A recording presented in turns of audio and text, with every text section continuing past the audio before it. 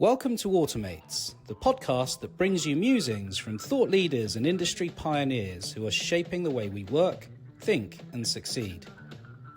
Each episode is packed with insights, expert interviews, and practical tips that will inspire and empower you to take your business to the next level. So tune in, subscribe, and get ready to innovate with Automates.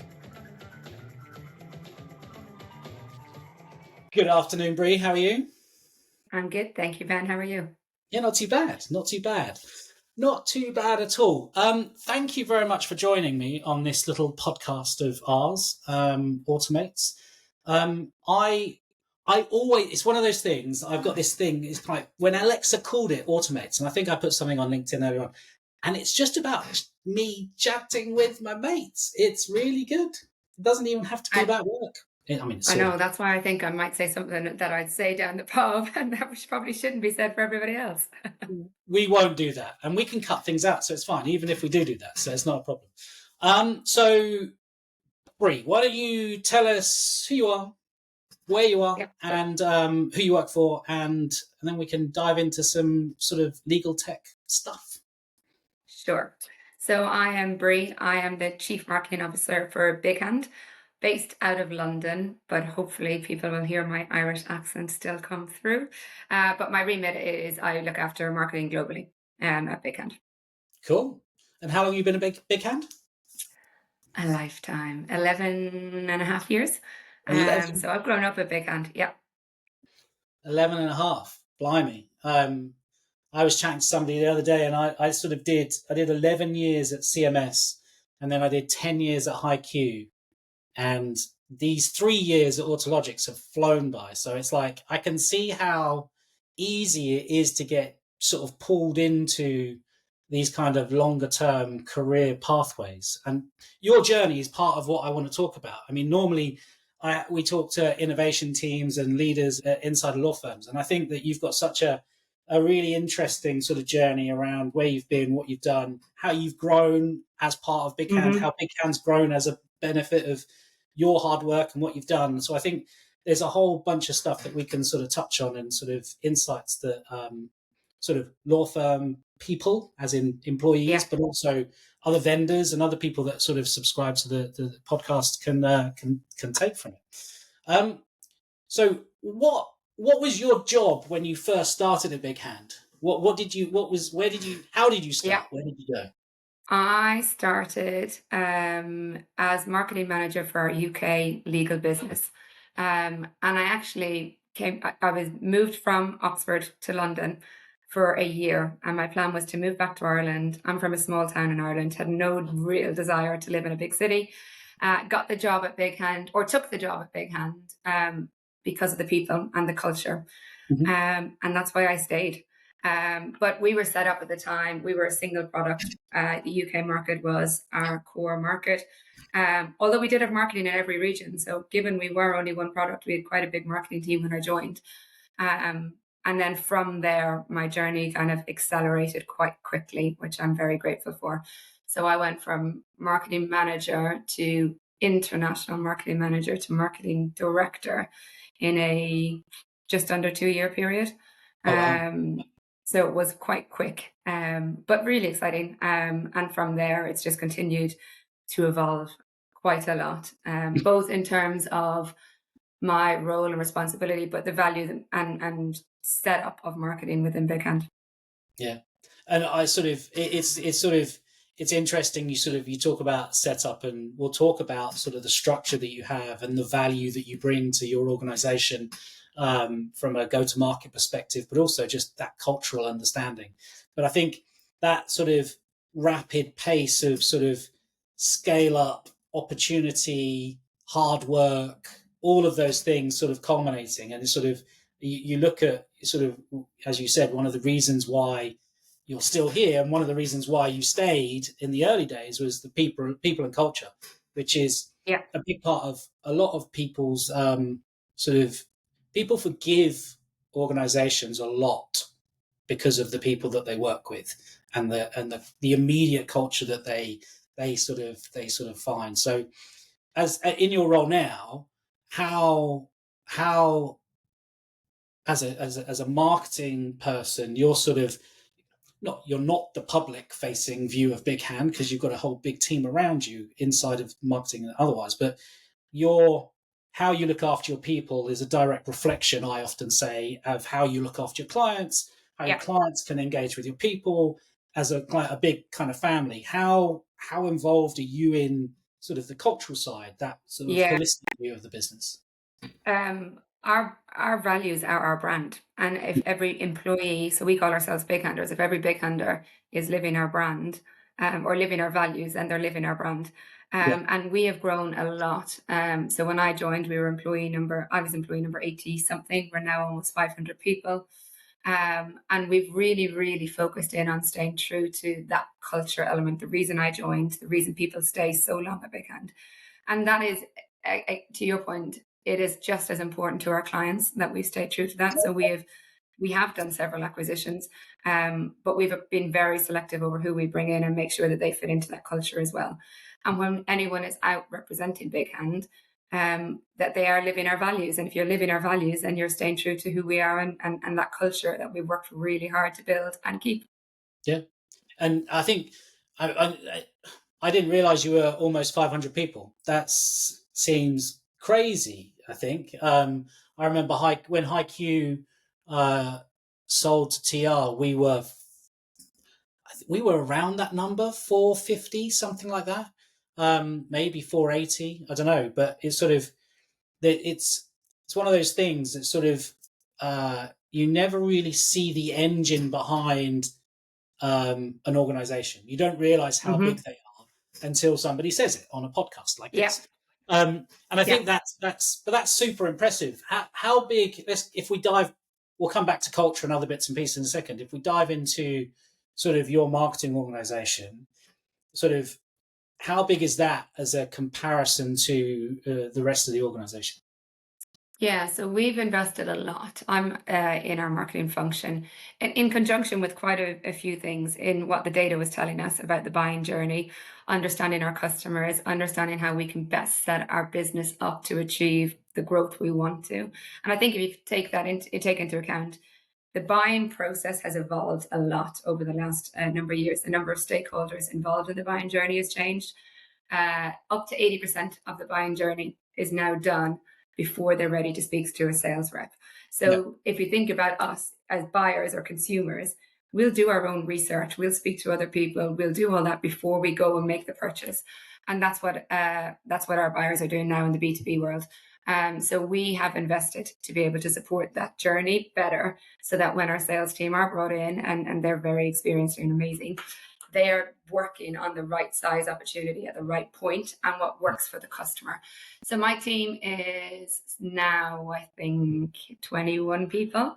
But everything pre-opportunity kind of lives with us. So yeah, we are taking things from top of the funnel right down through to where we think there's enough intent in the buying process to pass it over to sales, and we're qualifying that. So what would be considered a traditional BD or SDR role, we call it the marketing development team, and they sit within my team, and they are taking the leads that come from marketing, qualifying them, making sure they're the right demand and the right quality, and then passing them to sales at the right point. And that works really well for our customers too, in that we're not getting sales involved when they're not ready to be spoken to. There's yeah. nothing worse than submitting your details to access a report or to attend a webinar, and then 5 seconds later you get a phone call to say, I want to sell it to you. That's not how people buy anymore. Super Um, keen sales guy. yeah, and also our sales team are too busy in a great way. Our sales team are really busy. So they also don't want to be chased by marketing to say we've done the follow up. So we do a lot of that in the marketing function now. Yeah, I was chatting to, I can't remember who it was. I think it was Glenn from Hollow Knight. And we were talking about sort of the post big event sort of craziness that every vendor, I was talking about Ilta specifically, Yeah. and there's, I don't know, 3, 4, 500 vendors, 2,000 people, and basically everyone's targeted on next steps. What are we doing? How are we doing it? And you can imagine being sort of an attendee, basically Hmm. getting all the generic stuff and getting all of the stuff from all of the vendors that they've spoken to and just basically going, this is too much. This is too much information. We don't need it now. And it's quite a generic approach. So if we think about the makeup of my team, the reason why we've invested in it is to be able to be a lot more tailored in understanding what every potential customer's interests are and segmenting our messaging based on what we know about them. If we think about the world we live in today, you're expected to know everything about them. Every part of your life is tracked.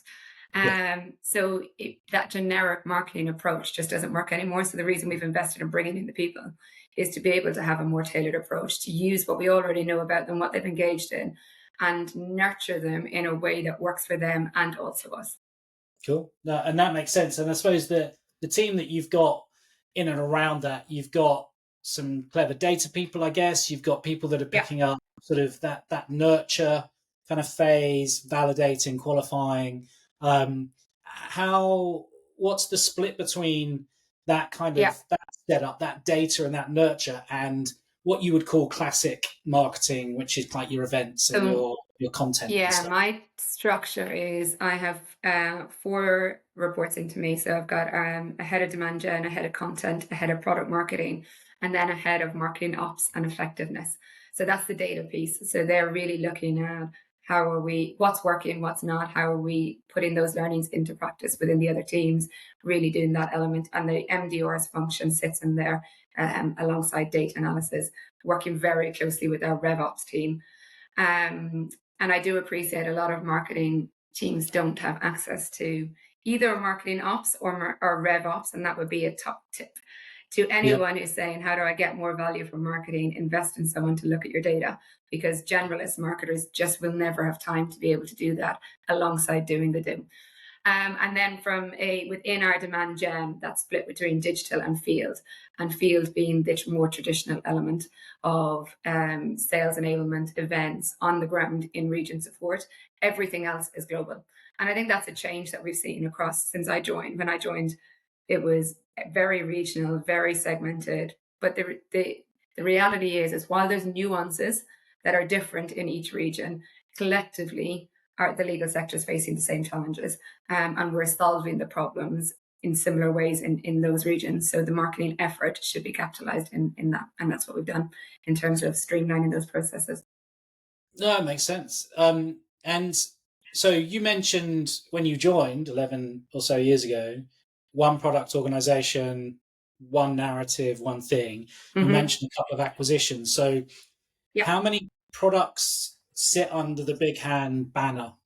Does that then add some extra complexity to your marketing efforts in terms of your personas and scale, and what does that look like? Yeah. So we have 14 products now under our belt, 7 of them that get a large amount of marketing focus and effort. And across those 7, we have different ICPs, we have different buyers, predominantly all sitting in the C-suite of law firms. But even within that, you've got buyers and influencers. So we segment it down a layer further. So, and often the influencers are the champions. So if I think about when I'm looking to bring in tech, it's not me going to market to do the research. I'll tell my team, this is the problem we're trying to solve, go figure out how we're going to solve it. And then they bring a shortlist. They're the influencers, but their challenges are different to the decision makers. So we segment marketing based on that. So again, that's why we have the boots on the ground in terms of being able to do that. So being able to segment it out and then being able to say, actually, our different products are different product life cycle stages. So we have some products that are new to market. So we're creating awareness of the challenge with law firms, then we're creating awareness that there's a solution out there, and then turning it from a nice to have to a must have. Our biggest competitor is do nothing, let's stay working with what we're already doing. So it's how do we bring them on that journey? And then we have other products which have been in place, but could be homegrown or have a competitive element in place. And we're trying to do more conversions about why Bighand. So each product has a different focus and a different strategy in terms of our go-to-market. So that's really interesting, but it talks to something that I've seen a lot of trends at the moment, and I think we've probably both seen it and witnessed it. Sort of the buying journeys are different. You've mentioned it sort of already. Sort of people do a load of research before they even pick up the phone. They've Yeah. sort of maybe downloaded a white paper, all that sort of stuff, and before they sort of really get into contact. I think Hmm. there's a massive sort of opportunity around content now. So content marketing Yeah. as a thing, sort of 10 years ago, was just evolving into sort of blogs and various other bits and Yeah. pieces. I mean, I suppose this is a form of content marketing for Autologics in a weird Hmm. kind of way. I think that's the first time I've ever mentioned the name Autologics in our podcast, but that's fine. There's a little bit of branding. Alexa will be pleased. But exactly. But I think, do you see how important? You mentioned that it's one of your 4 direct reports, but Yeah. how Yeah. important is the content that you're putting together? And I see your big reports and your white Yeah. papers and everything else, and I read them and I think, I mean, that's taken real time and effort and expertise to pull together Yeah. and to articulate the message and do all that sort of stuff. How vital is that content engine to your success and for the Yeah. other teams to be successful? Yeah, it is critical. So if we think about the journey that we went on from being single product, we were very, very well known for our dictation product. We were market leaders in that space. We had to re-educate the market on our wider offering. We do that daily. We're still doing that because you might be a buyer of one of our products and not the other. Our market research, which is kind of where we really started our big content journey outside of case studies and press releases, have been critical in creating that top of the funnel awareness. And we're able to track kind of what kind of engagement we get in that. And we get real C-suite engagement from our market research at the top of the funnel. So where they haven't traditionally been engaged with us for that product. And then we also see it at the point of sale. So when they are building their business cases together, so our clients are building their business case together, they're going in and accessing that research again to say, I know there's data in here that's going to tell our decision makers why we need to be doing this and what value it's going to be bringing. Yeah. So it's been has been critical. But to your point, it's not an easy task to collect responses from over 800 people, then analyze all of that data. But even to decide what questions are we going to ask, what's going to be of value to the market Yeah. at every stage of the funnel, and how then are we going to use that asset in different ways. And it's not, we don't just produce a report, we run webinars and we write articles on it, we put it into presentations, we use it in sales enablement. We use it at conferences and have panel discussions around it. So we use it in multiple ways, but it's picking out what parts are relevant and making sure that what we are putting into it is relevant. And then again, we're doing that we do it across 5 of our key products. Yeah. But I think that sort of, when you invest the time and effort into a big report, or 4 or 5 of Yeah. these big reports on an annual basis, are they annual or are they biannual? Yeah, no, we do it annually, and then this year we brought out a new trend analysis. So because we collected it for 4 or 5 years across different products, we had 2 new reports, which is actually just the data year on year. Oh, really? Because what we do is we ask questions, we produce a report based on that year. But when you've got trend analysis, people go, what's changed since last year? So we did 2 new reports this year as well. No, I think it's interesting because of the nature of some of the products that you have, and you sort of start to think about sort of post-COVID from a resourcing perspective. What does that look like? How does that impact a law firm? What can you do? Yeah. There's a whole bunch of stuff that sort of just leans into that. I think, to your point, and I completely get it. It's really easy to ask the wrong questions of the right people and not Mm-hmm. get great data. It's really easy Yeah. to ask the wrong questions of the right questions of the wrong people and then still not get. So it is a really hard thing to get right. And if you're doing it sort of 4 or 5 times a year plus everything else, Yeah. that's not a small amount of effort. That's a chunky amount. No, but it's not also just the marketing team. I think because we're also relying on so many people in the business. We've got a lot of expertise within our business. We're also there bringing it to market, having conversations. So it's that constant feedback loop of, okay, well, what are people interested in terms of when they read it or your conversations, and how can we build that into data we're collecting next year without changing it too much, because we still want the year-on-year view. as to what's happening in the market. So it is a huge big hand team effort. And while my content team lead with it, and I think that's across everything with marketing. Nothing that leaves marketing is done in isolation with marketing. It is a team effort. And the more the marketing team can embed in the organization, the better the marketing output. But that comes back to the culture thing, doesn't it? It comes back to the people. Yeah. It comes back to, so why are we doing what we're doing? I mean, if you employ people who sit there just doing 9 to 5, yeah, I've checked a box, I've done this thing, I don't really care. I get to go out on weekends and do whatever, or I can buy my kids stuff or whatever. It's like you want people that are a little bit more invested, and you want Yeah. that sort of that collaborative kind of experience. You want to drive that forward. Everyone gets a sense of success. Yeah. Everyone gets a feel for what that goes through. You mentioned you got a team of 21 people ish. How big was the team 3 years ago, roughly? A third of that. So Okay. we grew by 2/3 in 1 quarter, which was a Wow. lot.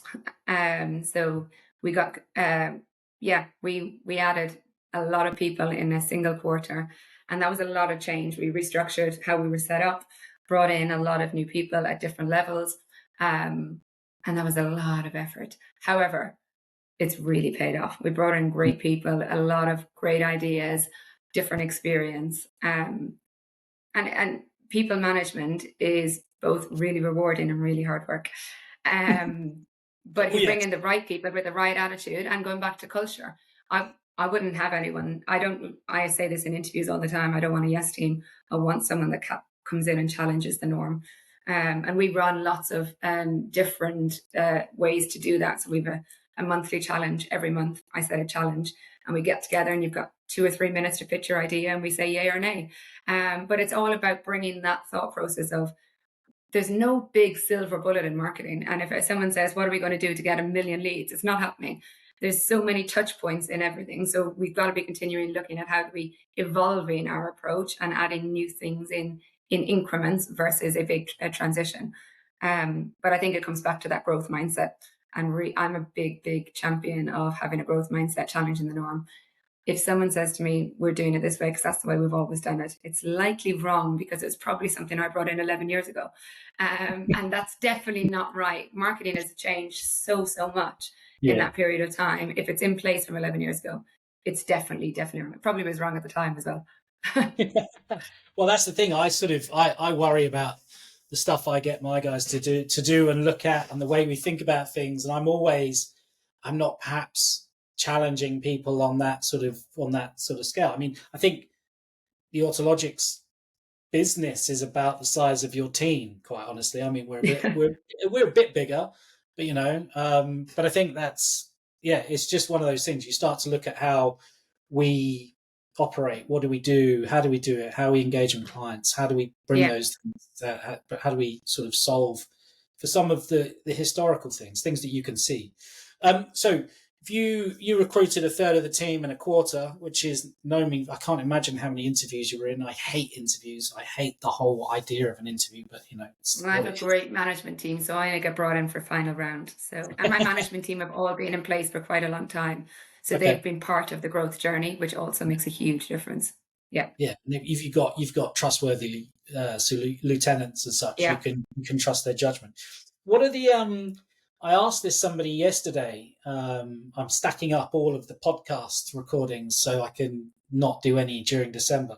Um, I was talking with head of innovation, head of product yesterday about what they look for in the soft skills Yeah. of recruiting in terms of people. You talked about a growth mindset. What are the 2 or 3 things that you look at within a human Yeah. to become a big hander or accelerate that big hander experience? Yeah. I think within my team, it is definitely the growth mindset, the collaboration element, so that teamwork element, um, and then the desire to grow. And I say growth mindset in terms of skills and learning, but also want to be in the business for a long time, Hmm. um, and really grow their career within the business, our function, which marketing is just continuing to evolve. We're going to add more headcount next year. And it's been part of that journey. We want someone to get stuck in. So while we're investing in the growth of skill set, but you're also investing back and committed to the business. The rest of it is transferable. And I think transferable skills are you can train someone on that, but you got to have the right attitude. Yeah. No, that But makes I think sense. that's also common with the Bighand scene, because I sit in a lot of other interviews across the business. And the reason I'm brought in is, do they have the culture? And it's not that we're all the same. It's just, can we see them getting stuck in and being part of that bigger growth goal? And I think that is, are you willing to get stuck in? I always say this, a job spec is a guideline, not a checklist. So it's Yeah. get stuck in when you need to. Yeah. No, we've got two things that Ben and I talk about when we're recruiting. We don't sweat the small stuff. So Mm-hmm. details are important at the right time, but we don't live by the details because I'm not capable of processing them because my brain's weak. And the other one is just not to be a dick. Quite frankly, Yeah. just try not to be a dick. Just Yeah. just fit in, work. Everything else will sort of fall into place. And I think that idea that building a culture of sort of client centricity, but thinking about how you can grow, what does that look like, but sort of growing within the organization. I mean, how many people have been at Bighand longer than you? Oh, You I'm still new to in comparison to some people. So Bighand will be 30 years next year. Yeah. And Oh, we have wow. people that have been, yeah. I didn't And we have realize. people that will be 22, 23 years. Yeah. Okay. Yeah. So, but you sort of, if you've got, I mean, you said you're quite employee 80. I don't know, the percentage of people that are pre 80 in terms of numbers will be less than the people that you've recruited more recently. So Yeah. you are a bastion of the culture, a bastion of the brand, pushing that forward. And I think it's but I think that's what we're trying to do here at Autologic. Autologic's been around for 8-9 years. We've had some sort of moments. We've only been in legal really for 4 or 5 years properly.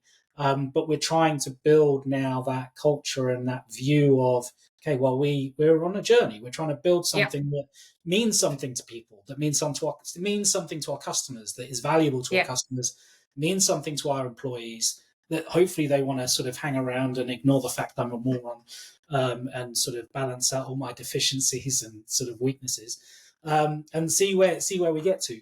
But that sort of talks so we've talked about culture, we've talked about team structure. I think so from the outside in, what you guys, from a content perspective and that kind of view of the world, you're almost like sort of the green flag of product led marketing, Mm-hmm.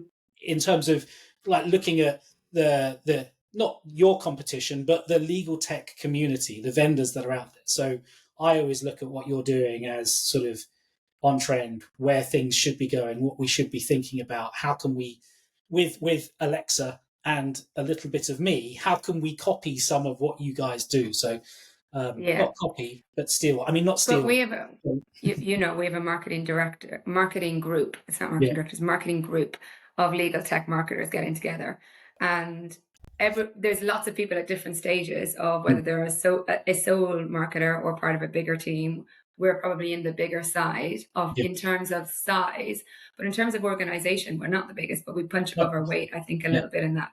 Um, but it takes years and it takes commitment. And when I say it takes years of commitment, it takes years of commitment to get the buy-in from the business, to prove the value, to mm, go on that journey. So it doesn't happen overnight. And that's, again, we discussed it at our marketing group. It's what are the incremental things we can keep doing to get to that point? yeah. And then how do you push forward with it? Yeah, definitely. It's sort of I talk to Alexa a lot about what we're doing, how we're doing it, and I mean, I've got a list of things that I need to do for Alexa. She's got a list of things that she needs to do for me. Together, we're then pushing that out to Steve and Yeah. Ben, sales function and product function, and sort of there's a whole. It's a one man band, but it's there's 5 or 6 of us that look at stuff, and we are collaborating on it. We are trying to bring it together, Yeah. but it's But every employee is really a part of the marketing function in some shape, way, or form. Yeah, definitely. Yeah, I think Yeah. so. I think so. So get that list done for Alexa. Well, that's the thing. It's like we have a catch up. Well, I missed it yesterday. I felt really guilty. Mm-mm. And I know, not good. You'd never get on a marketer's bad side, Ben. I know because you're very capable of making me look worse than I already make myself look. So, um, so one of the things I wanted to talk about is we've both been in and around legal. I think I've done 20, I don't know, 2, 3, 4, 5 years, something like that, Mhm. inside of legal tech, either on the buyer side or the vendor side. Um, you've done 11, 12 years. I think one of the things that sort of, I don't know how you feel, one of the things that is really good about this little world that we operate in is that whole there is a little legal tech or innovation or whatever you want to call it bubble where Yeah. people know people. I mean, there's only so many events that we can go to. There's only so many things that we can see. But actually, it is like a little community. They might Yeah. not be clients, but they're friends or they're people or they're influence. There's the whole this thing. Is that one of the things that keeps you inside of the legal tech world? Is that something that you Completely. sort of look at? Yeah, I think no marketer ever dreams of working in legal tech, that's for sure. But when you fall into it, the sense of community is really there. And that's from a vendor to vendor. You can be Mm, competitors and still helping each other out. And it comes through really strongly at events, but all the things that happen behind the scenes as well, yeah, is really done. And then our clients, like our clients, definitely from our experience, are just amazing. And all of that makes it a lot easier and a lot more enjoyable. So yeah, we work hard, but we play hard, and we work with really nice people in this sector. yeah, Um, and yeah, when you go to events and you just see everybody together, it's just a really good reminder of how many good people. And for me in my career and my journey, because I've grown up in legal tech, um, it's been invaluable, the amount of advice and support and guidance from in the business, but also outside the business. yeah. And I think it's what that you're so right in terms of that environment that we operate in. It doesn't feel transactional. You're doing business, but it doesn't Yeah, feel transactional. You're talking to clients, you're talking to prospects. They might not be yeah, prospects. It's sort of, but actually, everything it feels quite collegiate. It feels like everyone's very open and keen to help and support. And as you say, yeah, it might be direct competitors, but actually, you're still open to conversations and understanding. And I think that is one of the things we do. I think everyone probably says it about their own version of legal tech, but we do have this little bubble of good, smart people that yeah, really expect their technology to do some good shit and be really, really on it, but also just understand that people are humans and yeah, legal lawyers drive hard. They expect they're very risk averse. They expect technology to do what it says on the tin, and just working with people, even on a bad day, you still get a sense of everything working in the right direction for the right goal because ultimately you're putting them first. You're thinking about what they're doing. You're seeing how that goes. So I agree with you. I love this little community. Love's a strong word, but I don't hate it. I mean, you do somewhere in love between. it. Somewhere in between. You've been in it too long now. You definitely love it. Yeah, exactly. I'm trapped forever. But you talk about events, so we've only got a couple more minutes to go. But I normally sort of have a conversation with somebody about an event they're about to go to. There's ILTACON this week and everything else. But I think the next time we're due to catch up is at the Legal Tech Fund event. Hmm. Yeah, Yeah. last event of the year, I think, in December. Yeah. And I don't think either of us have been before, right?